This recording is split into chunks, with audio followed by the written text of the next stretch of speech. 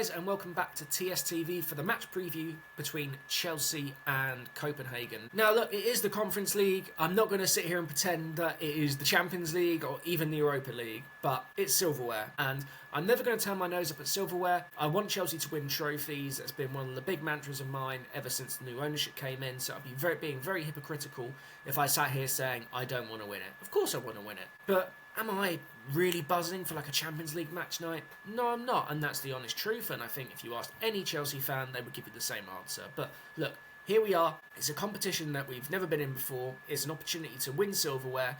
It's an opportunity to create history, because we'll be the only team that have ever won every European trophy, so that is something that we can sing about and talk about in years to come. Whether the Conference League is going to be able to compete with such lore as being in Munich or in Porto or in Amsterdam or in even Baku. I mean, I don't think many people made it to Baku.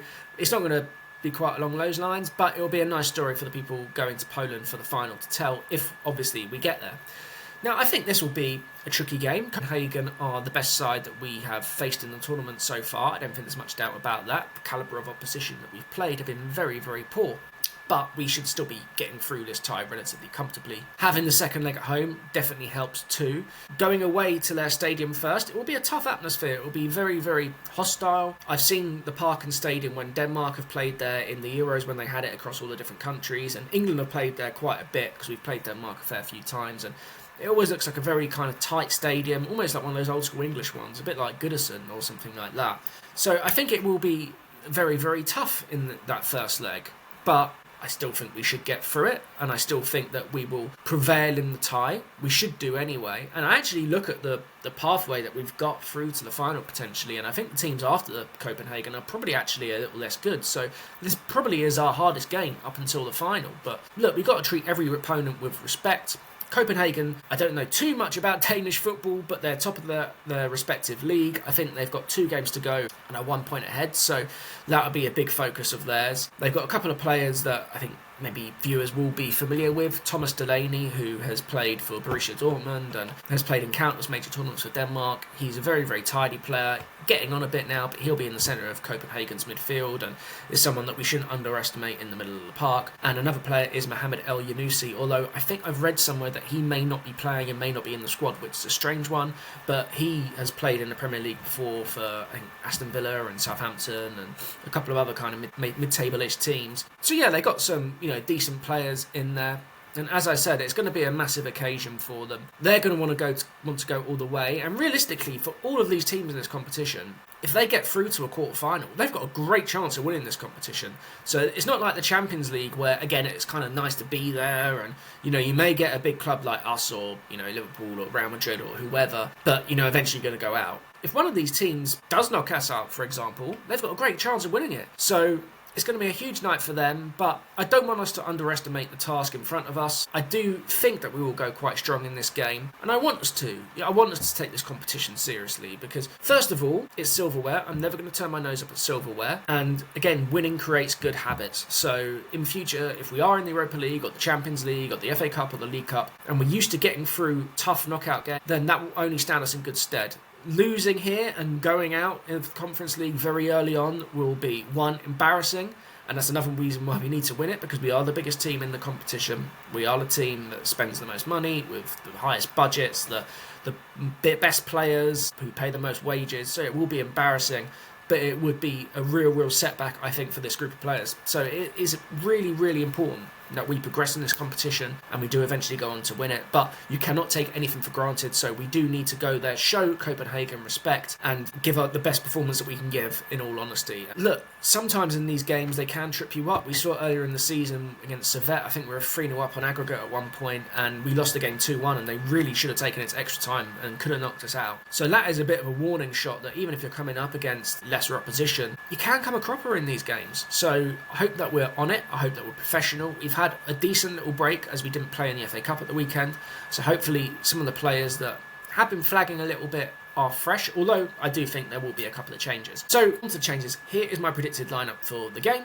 In goal, pretty simple, Robert Sanchez. Enzo Maresca's already said in his press conference that Robert Sanchez will play and is the cup goalkeeper, so Robert Sanchez will play in goal. I mean, I'd rather Jorgensen probably, but I don't think there's that much to choose between them, in all honesty. So yeah, it is what it is. Right back, I'm going to go with Josh Achiampong. I think this is a good game to bring him back into. He did come off the bench against Southampton, and it would be nice to see him get some minutes, and I certainly think he's up to the level. Every time I've seen him, I've been impressed with him, and I don't think he'll be fazed by an occasion like this. So I think Josh Achiampong at right back will be the way to go. Centre back, now Trevor Chalobah apparently is back for this game, so I would start him alongside Tosin. I would give Levi a break until the weekend, and I think Tosin and Trevor are experienced enough to be able to deal with the atmosphere and the game itself. At left back, now I would have said Malo Gusto at left back. He has played there a few times this season, but Marc Cucurella did the press conference earlier with Enzo Maresca for the game, and typically that means that if you're a player and you're doing the press conference and you're going to play, I will say Marc Cucurella at left back, if nothing else, because he did the press conference, and also he's our only fit left back, essentially, so it kind of makes sense. In midfield, now there is a temptation here to rest Moises Caicedo. I don't think that should be the play here, though. I think Moises Caicedo should start. I think we should try and go as strong as we can within reason to be able to get the tie done so that we can potentially rest players for the second leg. And my philosophy on games of football is generally try and play as strong a team as you can, get the game won, and then you can make your subs, and then, particularly in two-legged ties, win the game comfortably, and then take them back to Stamford Bridge, and then you can rest some of the key players. So I would start Moises Caicedo in this game, and I think Enzo Maresca will too. I think next to him, he will rest Enzo Fernandez and play Kiernan Dewsbury-Hall. I predicted he would probably play against Southampton, but that wasn't the case. I'm guessing Maresca felt very under pressure ahead of that game and felt that he needed his best team possible out there, so I don't blame him for doing that. But I think Dewsbury-Hall needs to contribute between now and the end of the season. We've not got many fit midfielders, or if any, really. And Romeo Lavia seems a little bit of a way away, so we do need Dewsbury-Hall to get minutes, whether we like it or not. And I think him next to Caicedo is the play for this game. And then again, for the second leg, potentially if we do win it comfortably, or if we're winning in the second half, you can bring a Matthias Amugo on, or even an Enzo Fernandez, if you want to kind of switch and manage Caicedo and Enzo's minutes and kind of share the load, essentially. So Dewsbury-Hall and Caicedo in midfield. Up front's where it gets a little tricky. I think a Sir on the left-hand side or the right, he can play either wing, is Tyreek George. He came on and did really, really well against Southampton, I thought. Now, I know it is Southampton, but he has shown flashes this season. He got a really good assist from Marc Cucurella, and I think he does deserve some minutes. And I think he does look like a young player that he looks pretty mature.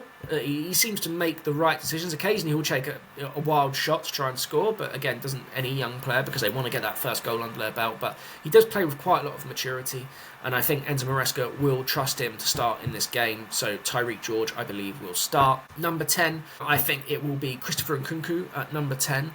I think this is a kind of break glass in case of emergency situation with Cole Palmer. Have him on the bench if we need him, but I don't think there's any need to bring him in at this stage. If, for example, we lose the game and we go back to Stamford Bridge with a deficit, then by all means play Cole in that game. But I think we should really only be using him in case we need him, really. So Christopher Nkunku at number 10. And then on the left or on the right, depending on where Tyreek George plays, I would go with Jadon Sancho. I thought he showed bright sparks against Southampton. He was a little bit better than he had been previously, and yeah, obviously we haven't got many options at this moment in time, so I would go Jadon Sancho on the left. And up front, I mean, there's a temptation to start with Shimweka. I'd love to see it. He nearly scored with his first touch against Southampton. I think it'd be fantastic if he could start, but I don't see that being the case. I think Maresca will go with Pedro Neto, who's really, really impressed in that role since he's come in. Again, I think there's maybe another one to say, you know, if we get the tie won very comfortably in this first leg, then Shimweka may be able to start in that second leg at home. You know, similar to the way Arsenal won 7-1 last night in PSV. They now got the luxury of resting and rotating players for that second leg. And look, I'm not saying that's going to happen. I don't think it will happen, you know, that we win 4 or 5-0. I just can't see it, really. But if we get to that stage, then that's a chance to play Shimweka. But I think he will go with Pedro Neto in this game. So, yeah, that's my predicted lineup, guys. Now, in terms of the result, bit of a think that Chelsea will win 2-1. Now, that should still be plenty enough to go through in the tie and beat them at Stamford Bridge and kind of finally get the job done, and I will be happy with a 2-1 victory. I won't turn my nose up at any away win in Europe, particularly in a knockout round, and particularly against a team like Copenhagen, who are semi-decent. They're not, you know, ORFC or anything like that. So I think that would be a good result. I do think we'll win, as I say, so I'm going to predict us to win 2-1. Yeah, that's it, guys. That's my match preview. That is my predicted lineup and my predicted score. I'm going to go for Chelsea to win 2-1. I will see you for the match review tomorrow after the game. Take care.